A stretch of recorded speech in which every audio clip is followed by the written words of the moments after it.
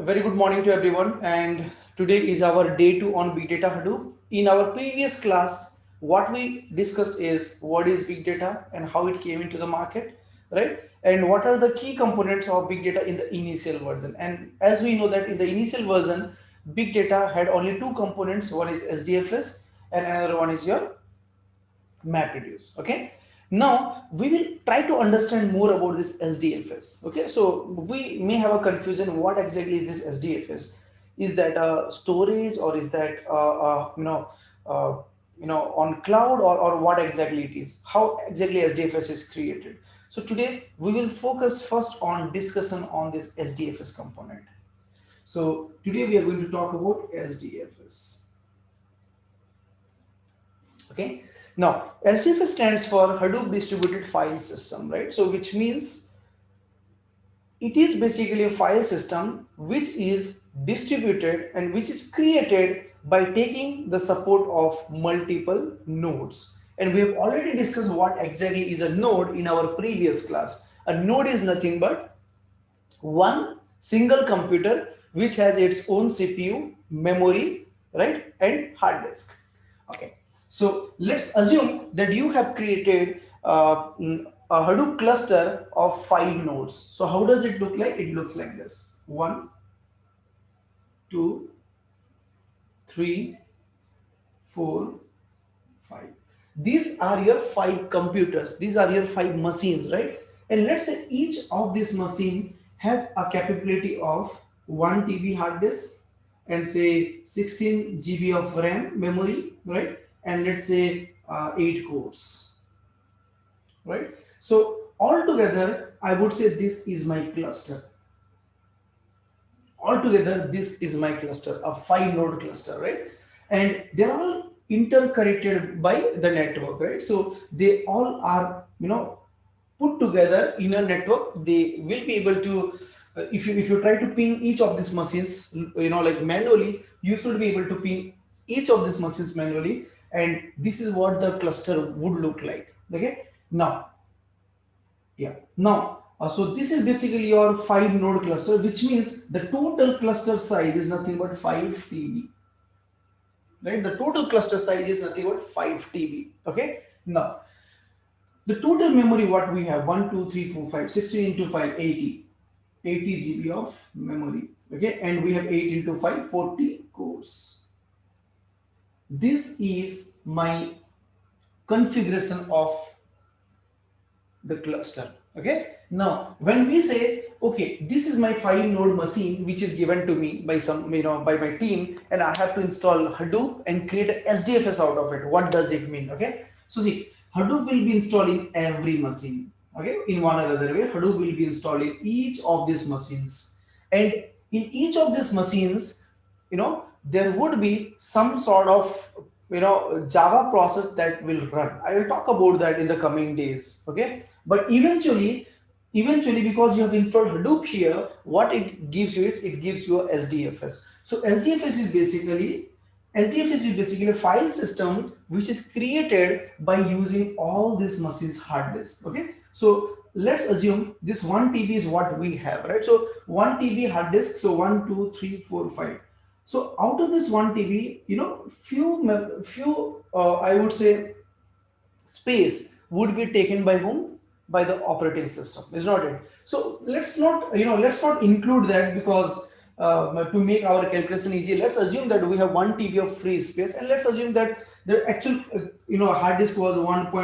Let's say 3 TB, and let's say 0.3 TB is taken by the OS, for example, right? So let's assume we just have 1 TB altogether free space, and that is what we are going to use while creating the SDFS, right? So when we install Hadoop here, what happens is it starts taking all those disks, right? All those disks, and create a SDFS out of it. Okay.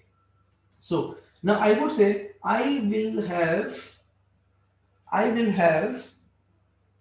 some space from here, some space from here, some space from here, some space from here, and finally some space from here.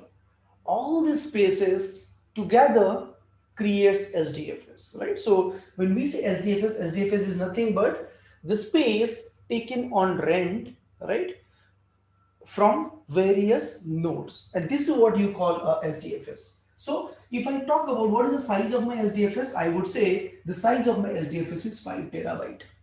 Is not it? The size of my SDFS is 5 terabyte because we have taken all of them, we have taken some spaces from all of them and created a SDFS out of it.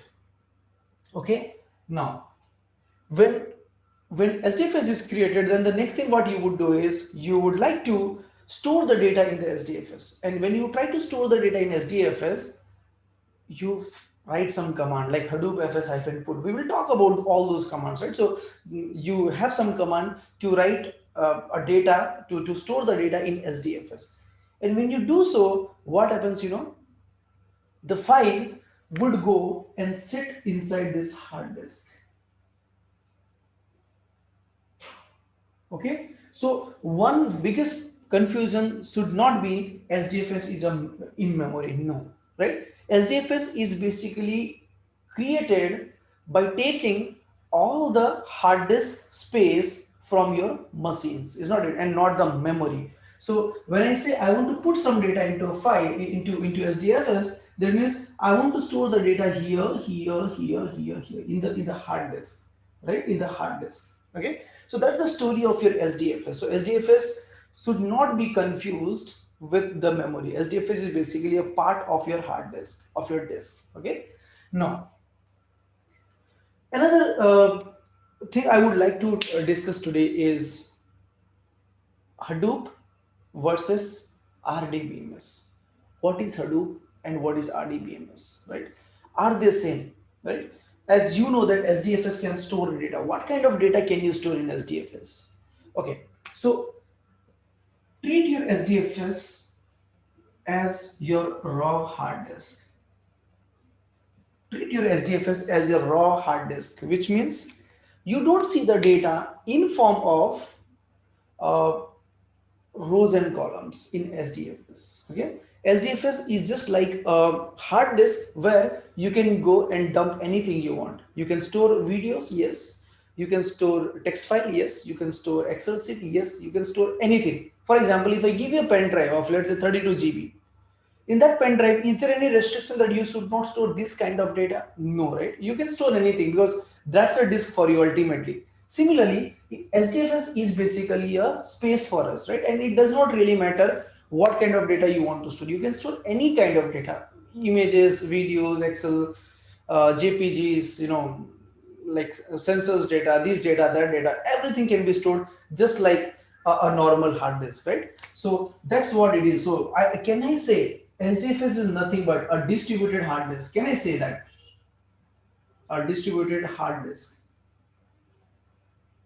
right? Hard disk, right? So it is basically a distributed hard disk which is storing the data in a distributed manner, right? It stores the data by dividing the data into chunks, and we will talk about that next. Okay, but the very important thing which I want to discuss right now is what is the difference between SDFS and database, and are they same or they are different?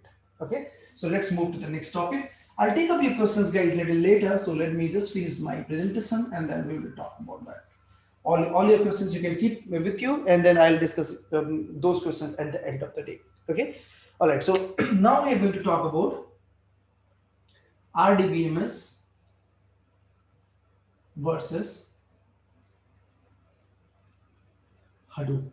Okay, so this is a very common confusion when people say Rdbms is dead, nobody uses Rdbms. No, right? So I don't think it will happen anytime sooner or later. Okay.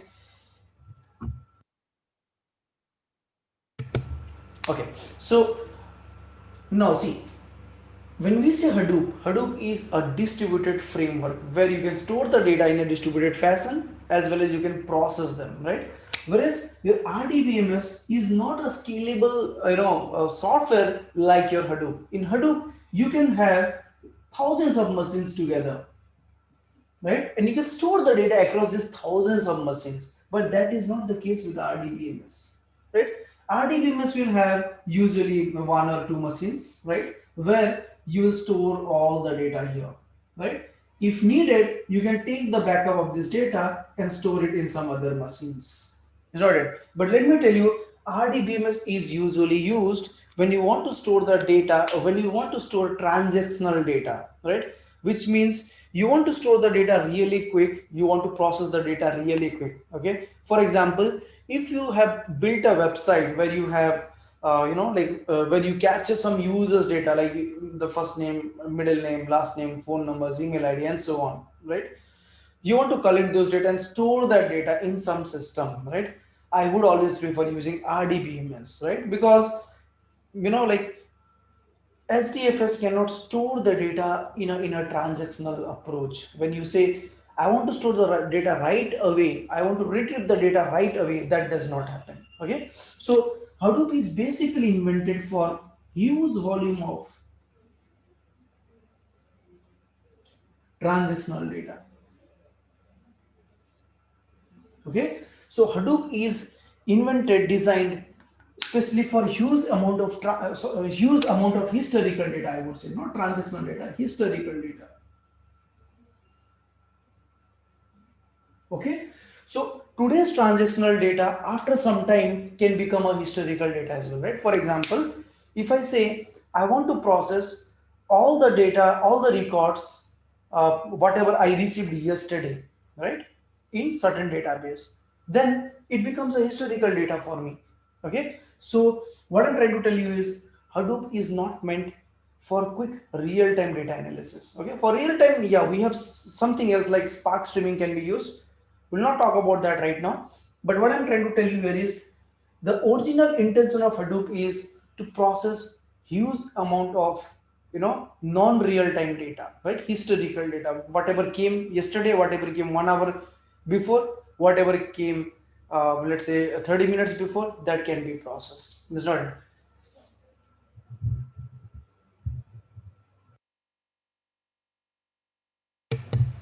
Okay, so RDBMS is basically stores the data in form of what? Tables.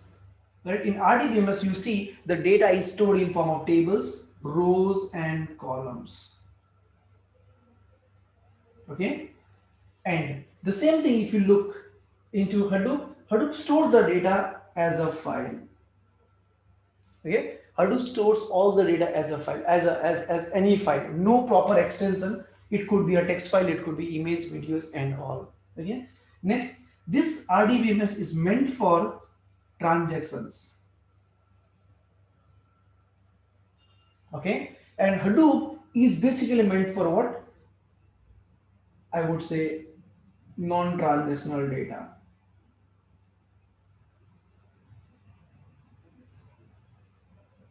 Okay, now this is not scalable.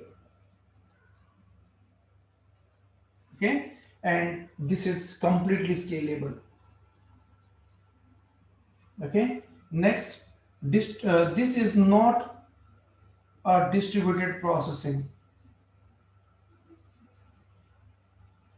Okay, and this is distributed processing, which means when you, if you see, for example, if you say I have a file, I have RDBMS whose capacity is, let's say, 8 TB, which can store 8 TB of data, and let's say gradually you have a table or you have a data warehouse where you have all which is almost 8 TB of data, and you just want to fire a query, select star from employee table where the salary is greater than this and some other conditions, and then you want to group them all together and all. So what happens, this would be executed on a single machine, right? This will be executed in a single machine, wherein it will take a lot of time to give you back the result, right? Because now the data is big, right? And it has to go and scan each of this system, and the performance totally now depends on the memory and the cores of only a single machine, right? So that's what I'm trying to tell you. It is not a distributed processing tool, RDBMS, right? And why do people move to Hadoop for processing? It's not for storage. See, you want to process the data and you have a huge volume of data, you would basically choose Hadoop, right? Whereas you want to store the data and you want to store the data in a real-time fashion, like as the data is coming, you want to store it somewhere, right? So that you can quickly serve those data back to the users whenever required. For example, if I create my account today in Google, it's not it, and I want to see my profile, and if I go to my profile, it will always show me what my data very quickly. It does not say wait for 10 minutes. It's not it.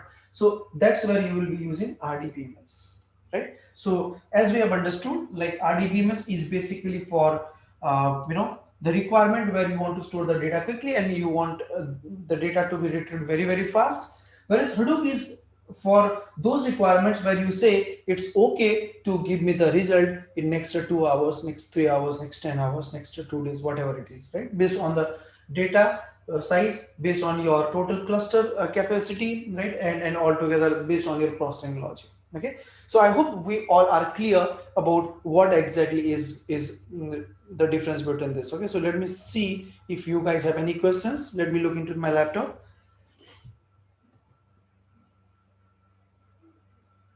Okay, I don't see any questions. All right, let's move on, guys.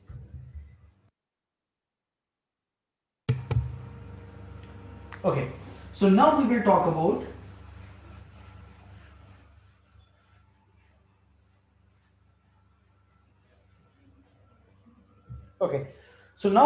about Hadoop 1, Hadoop 2, Hadoop 3. Okay, so as we are going to discuss Hadoop, we must understand what are the various versions of Hadoop, right?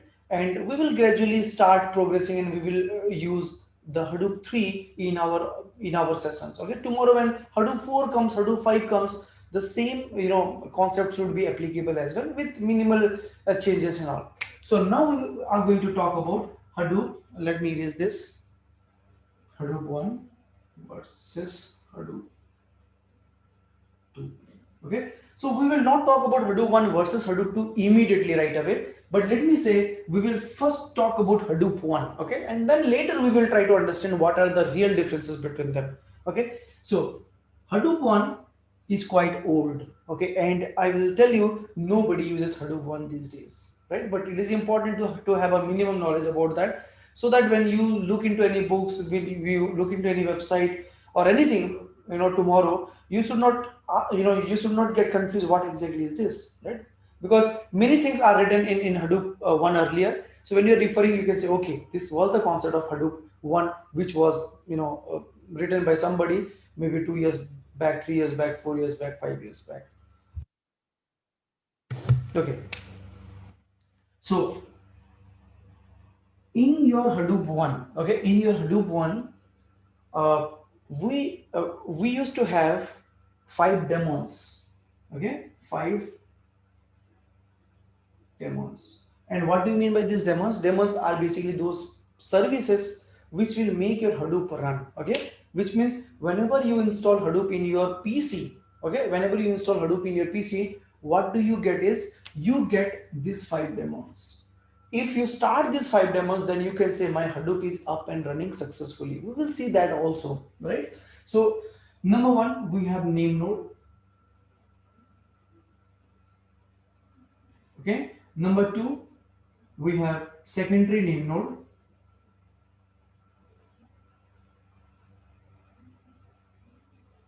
Okay, number three, we had job tracker. Number four, we had task tracker. And we had data node. Okay, so these are the 5 daemons which is available in your Hadoop 1. And what are these daemons? These daemons are nothing but processes, Java processes, right? So they run when if I say, hey, I have installed Hadoop 1 in my machine, which means when I start my Hadoop, I should see all of them running. Okay, if anything goes wrong, if anything is not up and running, then you may face some problem, right? Now, this is what we had initially in Hadoop 1. Just a minute, guys. Let me take out some other pen. Okay, So this is what we had in Hadoop 1, right? So in Hadoop 2, what happened was this and this were replaced. We will talk about that later, okay? But today we are going to talk about this these five components altogether, okay? What exactly they do and what is the role and responsibility of each of them. Okay, so now, as we understood that in Hadoop 1, you need to have all of them up and running, right? We need to have all of them up and running. So this name node, this secondary name node, and this job tracker, okay, these are actually masters, okay, and task tracker and data node, these are basically slaves. Okay, so the first three are called as master daemon, master processes, and then the last two are basically called as the slave daemon or slave processes. Okay, now let me just quickly show you how the architecture will look like if you are installing Hadoop 1, right, in your cluster. Then how does it really look like? So let's take 1, 2,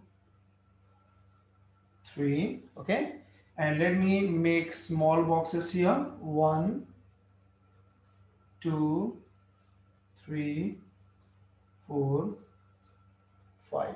Okay, so if you see this diagram says the total computers, the total machines used here is 8, right? So 8 node cluster.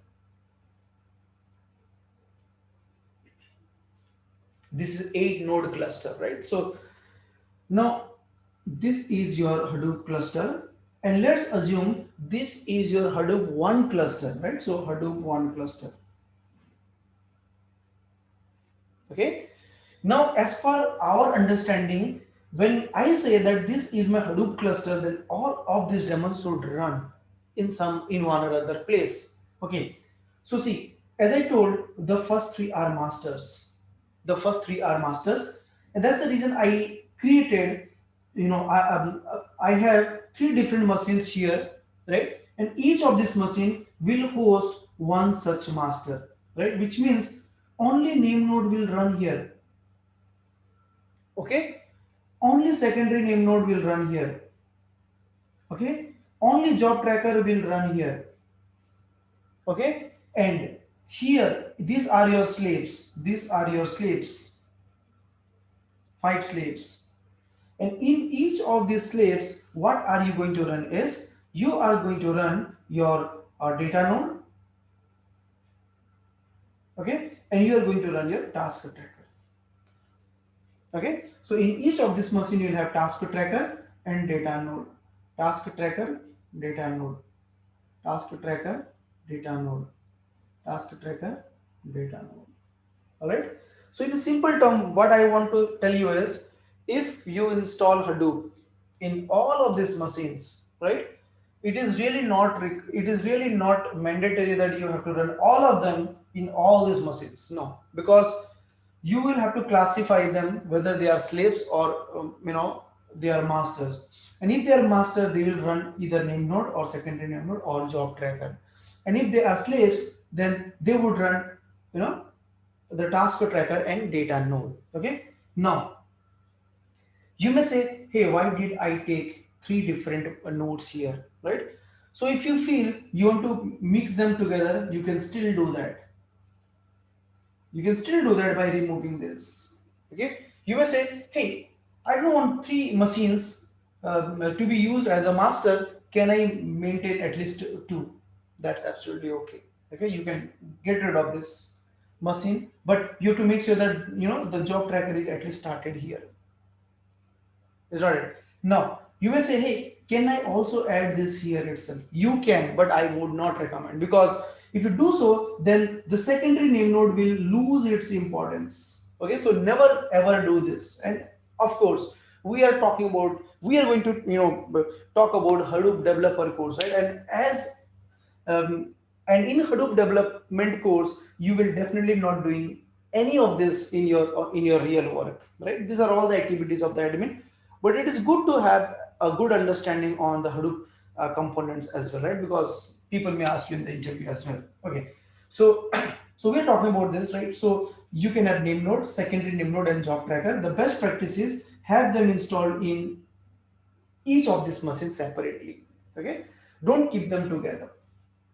And you will have something like data node and task tracker. So now suppose if I have a cluster, this is my cluster, and suppose if my machine have 1 TB hard disk each. Okay, 1 TB hard disk each. Now can you guys tell me what will be the storage capacity of this cluster? What will be the storage capacity of this cluster? 8 or 5? Okay, so the storage capacity of this cluster would be still 5 TB. Okay, 5 TB. And why is it so? Because these guys will never participate in creating the Sdfs. Okay, these guys will never participate. Your Hadoop daemons, the Hadoop master daemons will not be a part of creating the Sdfs. Sdfs are basically created out of it. Sdfs are basically created out of it, right? So in our case, Sdfs would be created out of these 5 nodes only. Okay, so this is what will create your Sdfs. Okay, this is what will create your Sdfs. Sdfs will be created by these 5 machines only. Okay, now when we say Sdfs, they are basically typically created by this guy, data node. Okay, so data node is basically those daemons which stores the data, right? Whenever you say I want to store this file into my machine, I want to store this file in my Hadoop, it is basically the data node which actually keeps your data. Okay, so Sdfs is created by these guys, data node, right? Which means when I say my Hadoop is up and running, if I say my Hadoop is up and running, and if I have a 5 TB of a 5 TB, total data size, and I have a 5 node cluster, then you should understand, okay, in all those 5 node, the data node is running. Okay, it does not matter whether this is running or not. That's okay, we can ignore it for now. But right now what I'm talking about is Sdfs is basically created by your data node, right? So what I'm saying is all the contributions to create this Sdfs, right? All the credit to create this Sdfs should be given to data node, because data node is the process which will store the data for you. Okay, now you may ask me, hey, why are we even discussing this in Hadoop 1? The answer is in Hadoop 2, in Hadoop 3, the data node is still there, right? So whatever concept is applicable in Hadoop 1 for a data node is also applicable for Hadoop 2 and 3 in data node. What do they do? Their job is to store the data in a file system, right? So this has 1 TB hard disk, right? So whatever data you store in Hadoop, some data will be stored here, right, on this machine.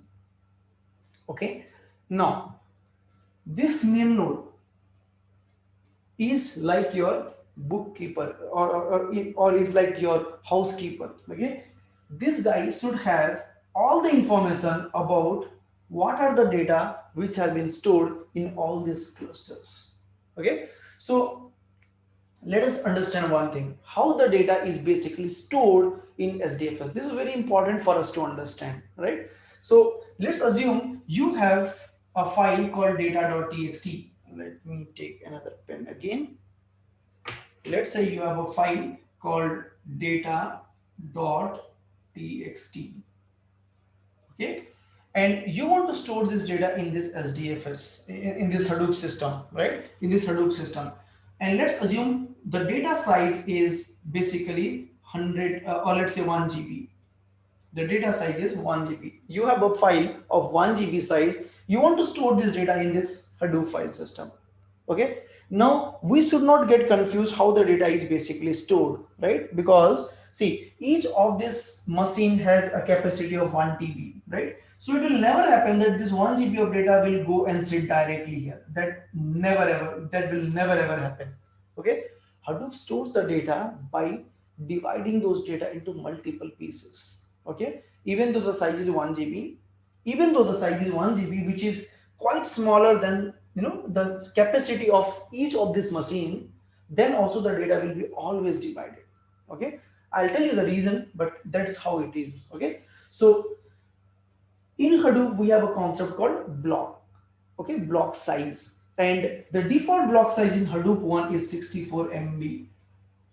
The default the default block size in Hadoop 1 is 64 MB.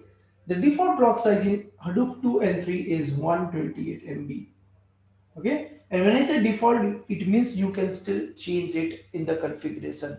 Okay, so by default Hadoop 1, if you take, will divide the data into multiple of 64 MBs. Okay, but if I talk about Hadoop 2, then your data would be divided into multiples of 128 MB. Okay, let me go with the let me go with the block size of 128 MB right now. Okay, so although we are talking about data node and all, right, so the difference between Hadoop 1 and Hadoop 2, one such difference would be, by default the block size of Hadoop 1 is 64, the block size of Hadoop 2 is 128. Of course you can configure them, right? So let's assume in our case our cluster block size is 128 MB. Okay, so 1 GB is nothing but 1024, right, by 128.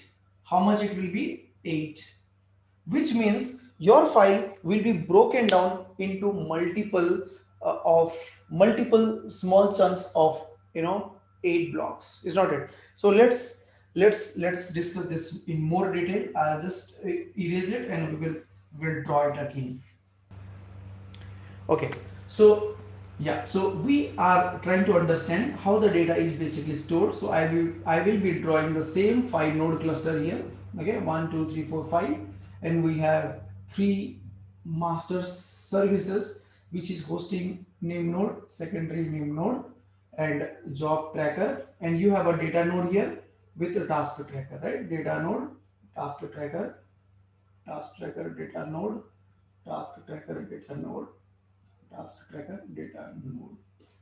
Okay, now we have a file of 1 GB file data.txt.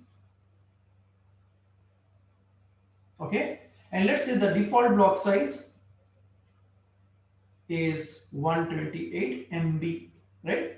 And as I told you, this 1 GB of file will be broken down into multiple of 128 MBs. So 1024 by 128 will be 8, right? So 8 pieces. So how does it work? So the data would be broken down into like this. Data.txt is broken down into, let's say, data1.txt. I'm just giving an example.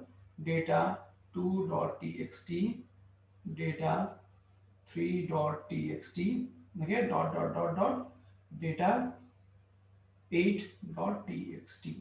Okay, or I can call it like block 0, block 1, block 2, block 7, 0 to 7, 1 to 8.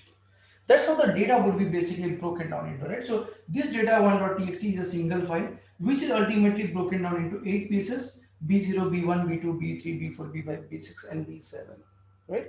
And now each of these blocks would go and will be stored in one of these machines. Okay, so how does it work is, now this B0 will be stored somewhere. Let's say B0 is stored here. Okay, let's say B1 is stored here, let's say B2 is stored here, B3 is stored here, B4 is stored here, B5 is stored here, B6 is stored here, B7 is stored here, right? And that's how, if you see, we have stored all our 8 blocks in our machines, right? In our Hadoop cluster, is not it? So now when you are doing this, see, the data would be divided into 8 pieces in our case, and they will be stored in different machines, right? But under the guidance of name node. How does it really happen, right? So see, to store the data in Hadoop, there is a command called Hadoop fs-put. Okay, so you have a command here, Hadoop fs-put. Hadoop fs-put. We will talk about this in detail. I'll show you that practically in the coming class. But there is a command. Just right now, let us just understand that there is a command called Hadoop fs-put, which will help you to store the data in your Hadoop system, right? So when you do that, what happens, you are asking your Hadoop cluster, hey, I want to store a data of 1 GB. Tell me the best places where I can store this data. Okay, and this information would be asked to this guy named node. The name node is a housekeeper. Okay, he has all the details of what are the status of the cluster, which are the nodes available, what are the space left in each of this machine, right, and what is the capacity of this machine. All these informations is present with this name node, right? So the name node can tell, okay, you want to store 1 GB, and 1 GB is nothing but 1 GB is nothing but 1024 MB, which is nothing but 8 blocks for me, because I talk with respect to blocks. And these are the details of all the machines whatever we have, and these are the spaces available, and you can go ahead and store it in these machines. So this information would be given by the name node to my put command. So this is very important to understand. Put is a command, right? Hadoop fs-put. Put is a client for us. So this is a client. Client is asking name node, tell me the status of your cluster so that I can push some data to it. And name node says, okay, these are the details what we have. Go ahead and store the data. Okay. So your name node got all the your name node has given all the information of the cluster details to your put command, right? And put is basically a client in this case. Put is basically a client in this case. Okay. So once your put command has got this information, now put has all the information, and put knows where can it store the data, right? So what it does, this put command is actually will actually divide the data.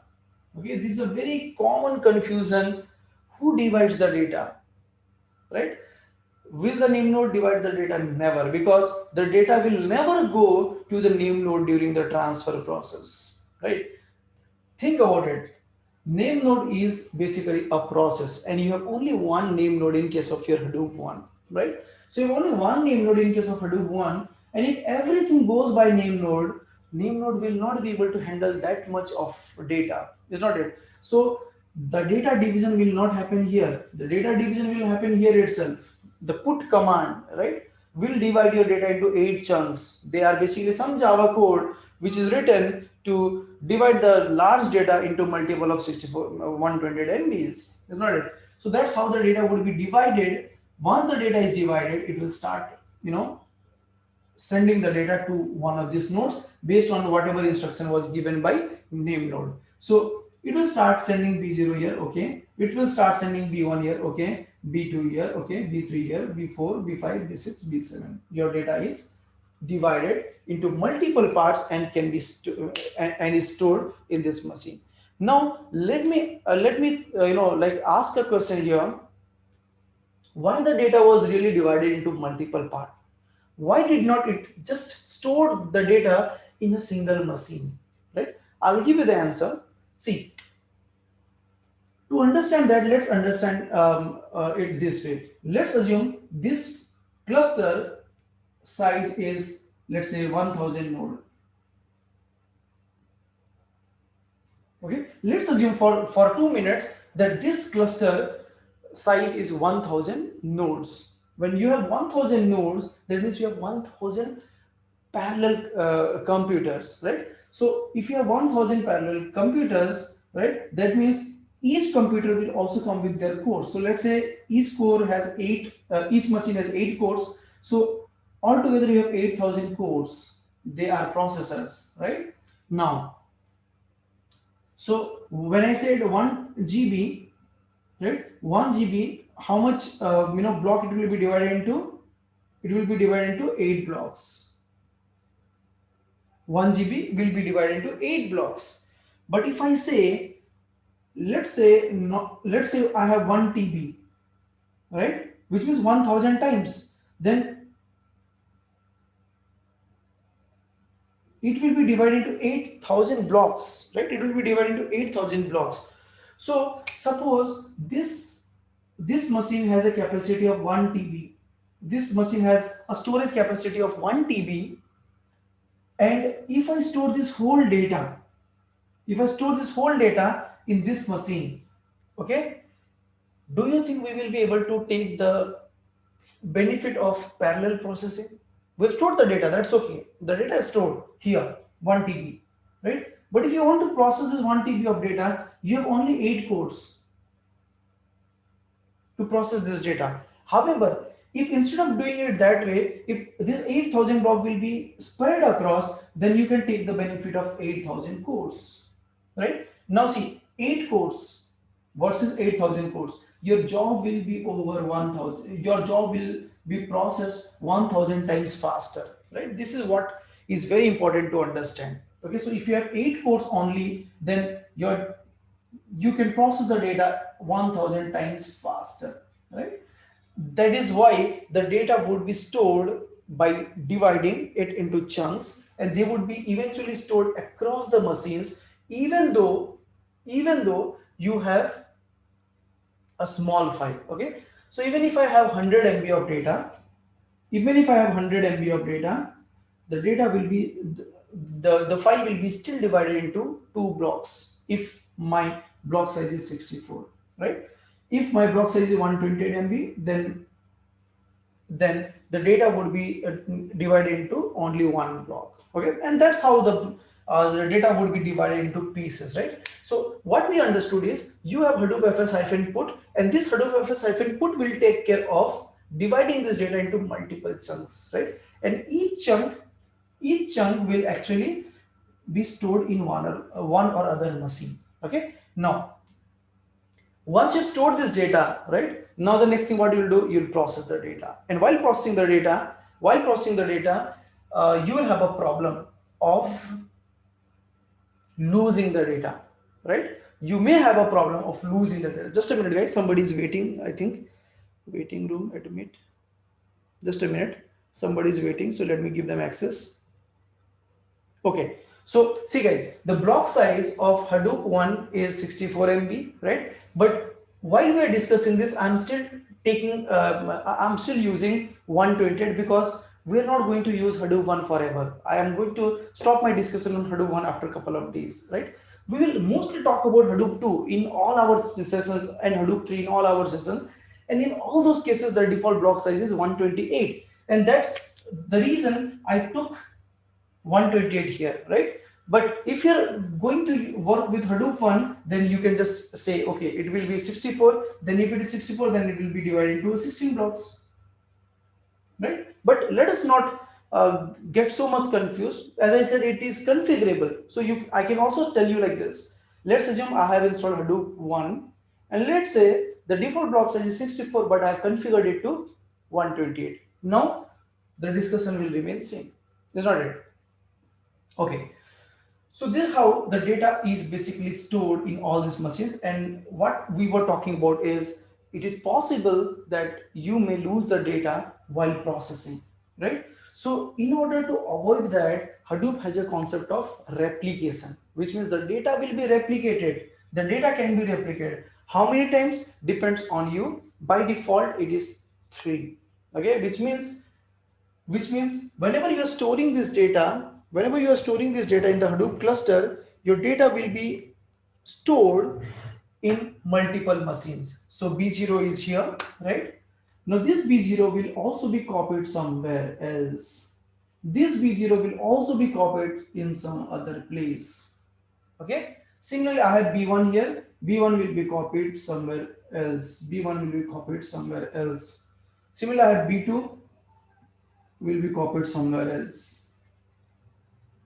Okay, so likewise, all your blocks will be copied again and again. All your blocks will be copied in 2 more places so that the replication factor is 3. The default replication factor is 3, right? Replication factor R is 3, which means the data should be duplicated whenever you are storing them in your Sdfs, right? Okay, so the data would be duplicated like this, and hence now even if you are processing the data, and at that time, even if you lose some data while processing, right, you will not lose the data because the data is already copied already replicated in 2 other places as well, right? So what I'm trying to tell you is, if you have a file, and if the file size is, let's say, 200 MB, I'll just put it here. If the file size is 200 MB,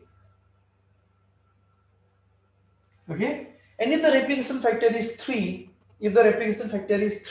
then you actually need 600 MB of storage,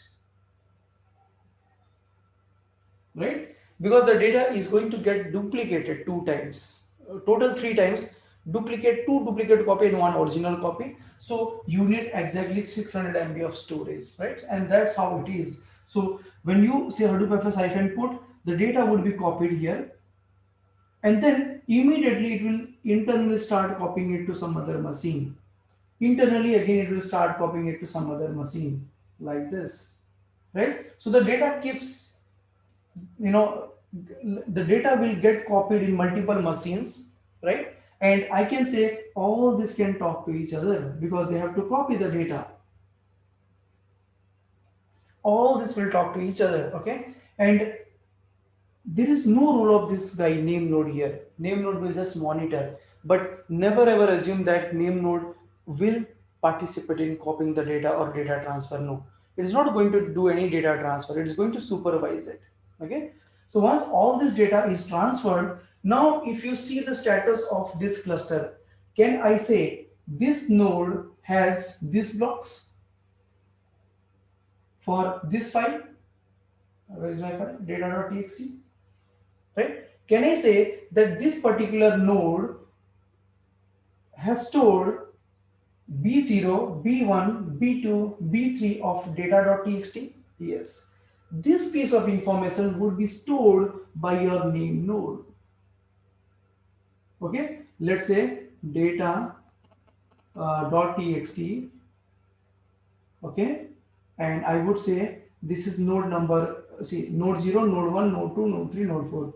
Node 0 has B0, B1, B2 and B3.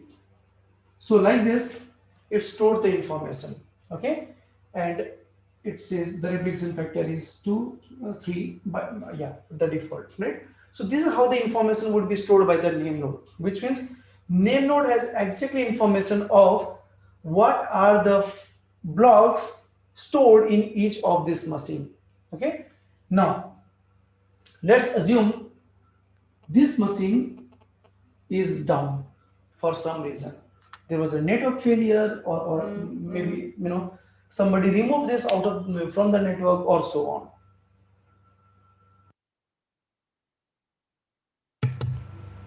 Okay, so let's assume you have you got one data node out of the service. What will happen now? When this node is out of the service, name node will be able to know it. Why? Because each of these machines keep sending the signal back to the name node, saying that, hey, I'm alive, hey, I'm alive, hey, I'm alive. And if it does not receive that signal, typically the data node, okay, so it's basically the data node that will typically send a communication to the name node saying that, hey, I'm alive, I'm maintaining your data, and all. Now the moment this name node does not receive the signal from any of this data node, right, it will wait for some time and will say, okay, I think this guy is no more, this guy is dead. But if you look into the name node has all the records, right, all the information about it. So if this is down, name node knows. Name node says, okay, my node number 4 is down. This is node 0, node 1, node 2, node 3, node 4, right? So my node 4 is down, which means this B0, this B2 and this B4 is no more valid, right? We have lost this data. We have lost at least one replica of that data. Now the name node again checks, where do I have this data in any other places, right? B4, where is that B4? Maybe somewhere, right? B0, where is that B0? Here. B2, where is the B2? B2 is here. Likewise, B4 will also be somewhere, right? So it says, okay, let us try to replicate this B0, B2 and B4. So B0 will be again replicated here, okay? and B2 will be again replicated here, and B4 will be again replicated here. So what I'm trying to tell you is, as soon as you lose one machine, whatever replica was lost, it will be recovered. How? By copying it from some previous, a machine wherever those replicas are present into a new machine, and that's how the data would be eventually, uh, maintained across the cluster. Okay, so this is how the data would be exactly stored in your Hadoop, right? So Hadoop will make sure that your data is always replicated properly, so that whenever you are losing any data, you should not miss the complete data, because you will only lose one such replica, and those replicas are already present in some other machine, is not it? Now, one thing you should understand, you may ask me, hey, but are you not wasting a lot of space, right? You're wasting the space 3 times, right? But the thing is, who cares? I don't have a problem with the storage. Storage is very cheap these days. That's not it. I have a problem of storing the data and maintaining the data, thereby not losing any data. So if you don't want to lose the data, then definitely replication is one such thing which you should take care of. Okay. And moreover, all the hardware which will be used in these Hadoop machines are super powerful hardwares. They are not supercomputer, but they are not commodity hardware as well. You go to the Hadoop book will say Hadoop runs on commodity hardware. It does not mean that company will not spend money on buying good infrastructure, right? It will run on commodity hardware as well, but the company will always put a lot of money to make sure that your setup, your infrastructure is intact and they don't fail very frequently, right? So most of the time you don't face this kind of problem where you see the blocks are getting lost. It may show you the symbol when your Hadoop cluster is very old and then the hard disk is used many times, and then there are some faults in the hard disk. That time you will be able to see you are losing the data or the data node is getting down for one or other reason. But eventually there would be an admin team who will take care of replacing if required, right? So if required, this node can be replaced by some other node, and then the Hadoop cluster will again remain as usual, a good Hadoop system. Okay, so I believe we understood how the Hadoop works, right? And how the Hadoop actually divides the data. Who divides the data? The put command, right? So put command is basically a service. Put is basically a service that divides this data and stores this data into multiple chunks, and those chunks will also be replicated. So this is very important for you to understand that these chunks are all replicated, right? And once this replication is done, then you do not have a problem of losing the data. Okay, now let's talk about how the data is basically processed, right? How the data is basically processed. We have already stored the data here, right? Now it's time to process this data. So to process the data, what we will do is we will have to write some program, right? We will see how to write the program and all in detail in the coming days, right? So it's very important for us to understand the theory very, very correctly so that you don't get confused, right? So I have the data.txt. I use some Hadoop fs-put command, store the data into my cluster, done, right? Now, what I want to do next is I want to process these records. So when I say processing, it means doing anything, whatever you would like to, right? So I have a data in a text file, okay, and I want to get something out of it. Let's say all the customers details, and then I would do some group join and so on, and finally I'll find out the let's say the first 3 customers who have made a purchase of more than 10,000 USD in last 3 months. A requirement, a simple requirement, right? So whatever requirement it is, you will have to write some program. You'll have to write something, right, to process it. It could be a Java program, Java based MapReduce program. It could be a Hive query. It could be anything, but you need to write something to process this data. Okay, so the very first version had a concept of writing map reduce program. So let me just erase this, guys. I think we are all clear enough. Let me take some questions if you have. Back to my laptop now. Okay, so guys, if you have any more questions, you can copy paste the same question again. The reason is because I believe most of your questions are all answered now, right? And if you feel the question is not yet answered, please feel free to ask me again. I'm just looking into my laptop so that I can see if there are any more questions. What will be the good replication factor? Industry uses 3. Okay, and you can also use 2, but people say, okay, let us go with the default, and the default is 3. You can choose 4, 5, but again, when you choose 4, 5, then you will be like duplicating a lot of data. So 3 would be a standard replication factors used by most of the companies. Let me check. Okay, who takes care of the replication? As I told, the name node has all this information about which data node is down now, right? So if the data node is down, it cannot send the signal back to the name node, right? If this machine is down, if your data node is down, it fails to send the signal to the name node, and name node understands that, okay, this is gone. Now the name node will instruct, any of this data node which is hosting B4, B0 or B2 to start replicating the data in some other system, right? So that would be taken care by the name node if your data node is down. Let me check if I have any other questions. Okay, now the question is, when you want to retrieve this data, right, how does it work? Let's understand that also.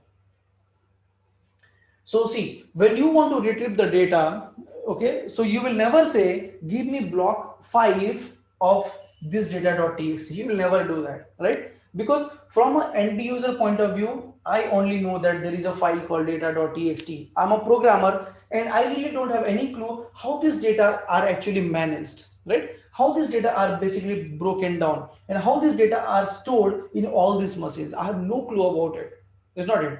So when I want to get this data, I would use Hadoop fs-get command. We will see that practically, right? So we will use Hadoop fs-get command and say, hey, I want to get this data.txt from my Hadoop cluster, right? At that time, what will happen? The instruction will go to the name node. The instruction will first go to the name node. The name node will try to see in its directory, in its registry, right? And it will say, okay, you want data.txt. Data.txt is divided into these many blocks, right? So data.txt is divided into 8 blocks, and all these blocks are present here, right? So this information would be given back to the get command from your name node, right? So now we are talking about Hadoop fs-get to get the data, right? So when you say Hadoop fs-get, it first contacts your name node, right? It first contacts your name node and says, I want to retrieve this file. Can you tell me what are the data nodes which are hosting all these blocks, right? So this information would be given by the name node to your get command. Now the get command can directly talk to these guys and get the data out of it. Okay, so B0 would be, you'll get B0 from here, B2 from here, B3 from here, and so on, likewise in the serial order, right? So the data what are you going to receive would be in a serial order, and that that it will never happen that the records are suffered here and there. It will never happen. So your get command will talk to name node, get the information, and then the get command will directly talk to these data nodes and retrieves the data from this system. And let me tell you, in this process also, name node will not participate in the data transfer, right? It will supervise, it will guide you, but it will never happen that the data will first go to name node and then the name node will send it to your get command. That will never happen. Otherwise your name node will not be able to perform its best. It's not it. Think about it, like we are not talking about megabytes or gigabytes of data. In the real time you will have more data, TBs of data, petabytes of data, and you will definitely not want this single guy to suffer a lot, right? And that's how Hadoop is not designed. Okay, so let me check if we have any more questions. All right. Okay, there's a question of what will happen if the name node goes down. I was supposed to discuss that in the next class, but I'll just give you a hint right now. If the name node goes down, right, you are gone. In Hadoop 1, you are gone. Okay, in Hadoop 2 and 3, you can have more name nodes, but not in Hadoop 1. And that was the biggest problem of Hadoop 1, right? So in Hadoop 1, name node is a single point of failure. Okay, name node is basically a single point of failure, and if it goes down, then you will have a tough time. Okay, so if it goes down, then you will have to make sure that you bring it up as soon as you can. Okay, so we will talk about that in the coming days when I discuss secondary name node. Okay, all right. So right now we are going to talk about how the data is basically submitted to your to your Hadoop cluster, and how do you basically process the records. Okay, so let me erase few parts of this diagram so that we can still continue here itself. Now we have understood how the data is actually broken down into parts and how the data is basically stored in this Hadoop cluster. The next thing what we are trying to talk about is how this processing happens, right? So as I told you, in the initial days of Hadoop, there were only two things: Sdfs to store the data and MapReduce to process the data. Now we will end up with a MapReduce, right? And what is this MapReduce? MapReduce is basically a program which are written in Java and Python, right? The preferred language is Java, and this program will go and run on all these data nodes in all these blocks. Okay, this MapReduce program will go and run on that place where you have your data. Okay, so suppose this data is basically a transaction data of a bank. Okay, so let's say bank transaction data. This data is basically a transaction data. Now you are required to find out something. Let's say the list of all the customer who have used credit card and did a shopping of more than 10,000 USD last month and have not paid, the EMI of it, or maybe have not cleared their dues, some sort of requirement. Okay. Now that requirement, based on your logic, you will write some program. Okay. So we will see that. So your program may have mapper, your program may have reducer, okay, and driver. These are the minimum thing which you basically have. Some, of course, sometimes it is okay to not have even reducer as well, but at least you'll have a mapper. Okay, so we'll talk about that one by one in the coming days. So at the end of the day, you end up writing a code, a Java code, which will contain mapper, reducer, and driver, and you will bundle them in form of a jar file. Okay, you will bundle them in form of a jar file, and this jar file will be submitted to this cluster. Okay, so there is a command called Hadoop jar. Okay, there is a command called Hadoop jar which will basically take care of it, right? So you'll say Hadoop jar, and then you will say the jar file name, and then the driver class, and then the path. We will talk about that practically, right? We will see them later, but right now it's important for us to understand the theory, right? So there is a command called Hadoop jar, wherein you will say Hadoop jar file name. Let's say I created a jar file called tx.jar. Okay, tx.jar. Okay, and let's say this jar file has a driver program, so I'll say driver program to run. And what is the file which you want to process? My file name was data.txt. Okay, so this is basically a typical command of your of your MapReduce jar execution. We will see the full syntax, everything in the coming days. Once you do that, what happens? This would be submitted to your job tracker. We are still discussing Hadoop 1.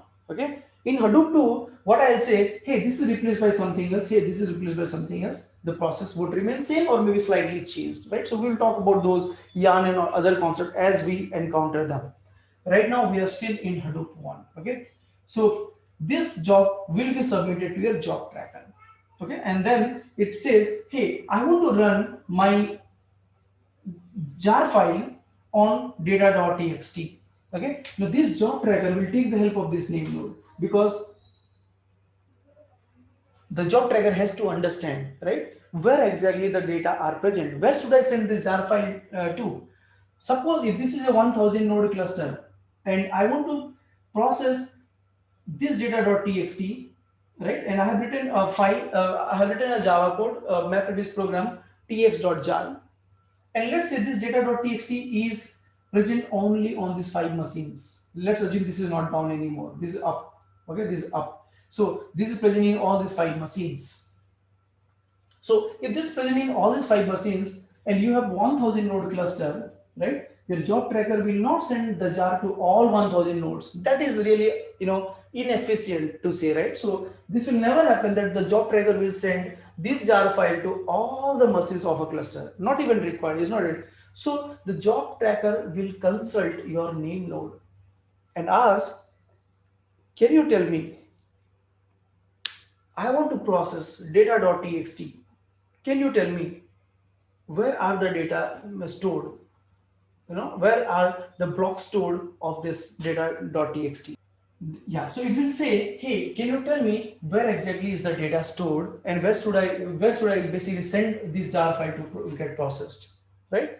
So the job tracker gets the information from the name node saying that, hey, you want to process data.txt. For me, data.txt means B0, B1, B2, B3, B4, B4, B5, B6, B7, and all of them are basically stored in this node, this node, this node, this node, this node. The replica are also stored in this node, this node, this node, this node, this node. So all these informations would be given to this job tracker by the name node, right? Somehow it gets this information that, okay, these are the places where I can look for the data to process.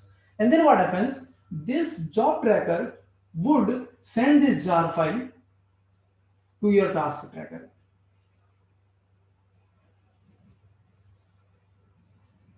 Okay, so this job tracker will send this jar file to the task tracker, right? So Hadoop believes in sending the data, sending the code, the code, the program to the place wherever the data resides. Hadoop does not believe on moving data too much, because you are going to deal with huge amount of data, and it is not a good idea to move the data at any point of time, right?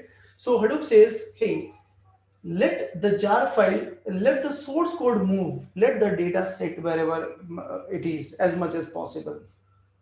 So now, as per this understanding, what is actually happening is, you have the data here, and you have a jar file here. You submitted your job by saying Hadoop jar command, and it went to the job tracker. The job tracker, communicated with name node. It understood that, okay, these are the places where the data is present, and the job tracker has sent the jar to your task tracker, right? So this task tracker is now holding the Java jar file, okay, and the data is here, right? So what will happen is, this jar file will be executed here.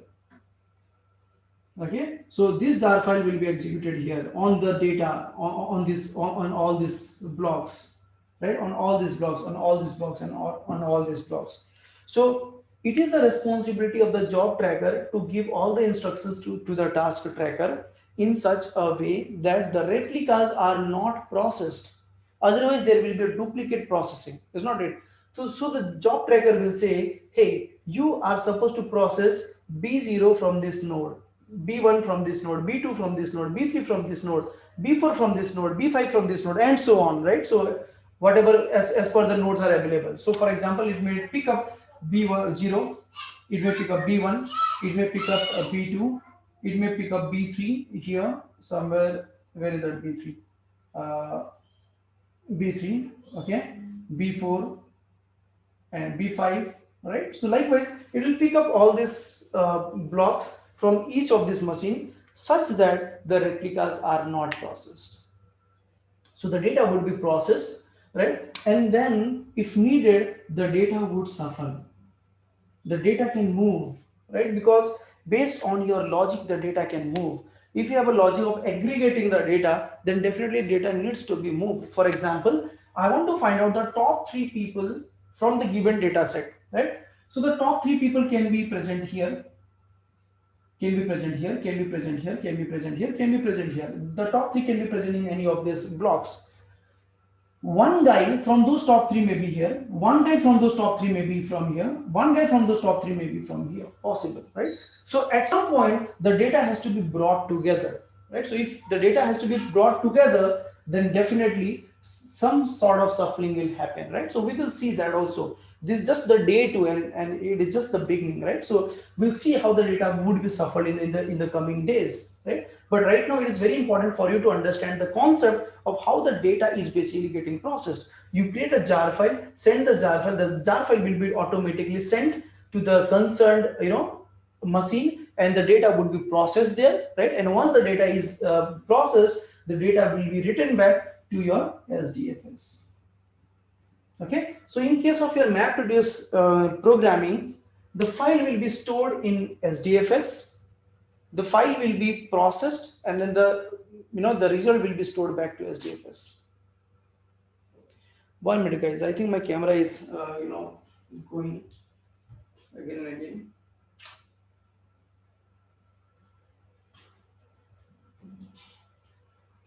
Okay, so let me take up some questions, guys. So I think we are good to understand how exactly the Hadoop stores the data and how exactly the processing happens. Okay, so I'm going back to my laptop now, looking into my screen, and let me check if we have any questions from the folks.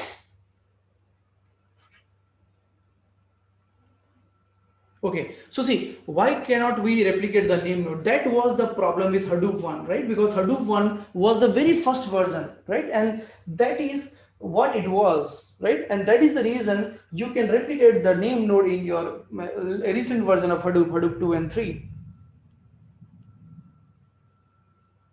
Yes, so the processing will be done by your task tracker, not your job tracker, right? So job tracker is just the master, and as the task tracker is doing the job, it will just give the information back to the job tracker that yes, I'm processing your data, yes, I'm done with 10%, hey, I'm done with 50%, and so on. So your task tracker is the actual guy who basically executes the job, right? So this task tracker will run the job in form of map and reduce, right? The job can be either map job, the job can be either reduce job. So we'll talk about that in the coming days.